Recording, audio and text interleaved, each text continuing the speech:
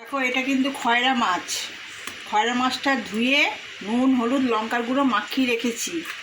এই যে কড়াতে তেলে গরম হয়ে গেছে, সর্ষে বাটা দিয়ে খয়রা মাছের ঝাল হবে। মাছগুলো আগে ভেজে নিই।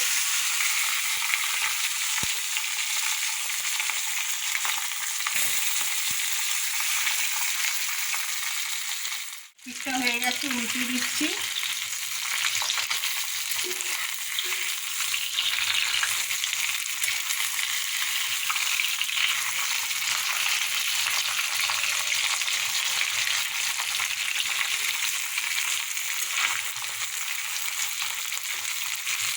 মাছগুলো সব ভাজা হয়ে গেছে।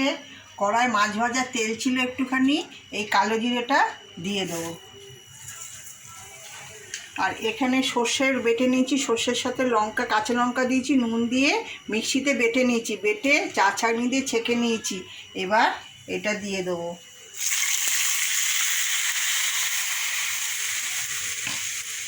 ঝোলটা ফুটলে মাছগুলো দিয়ে দেবো।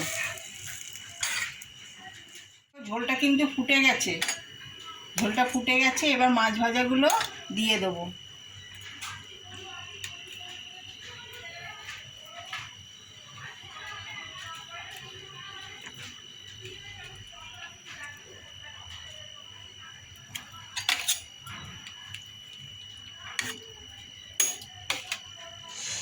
মাছগুলো দিয়ে এই যে এটার মধ্যে কাঁচা তেল আছে, কাঁচা তেল এর মধ্যে একটু ছড়িয়ে দেবো।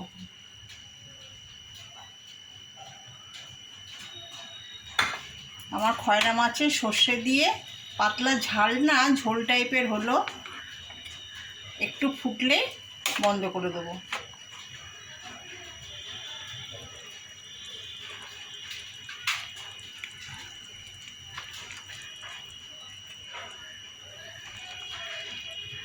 তাহলে খয়রা মাছ দিয়ে সর্ষে দিয়ে মাছের ঝোলটা হয়ে গেল।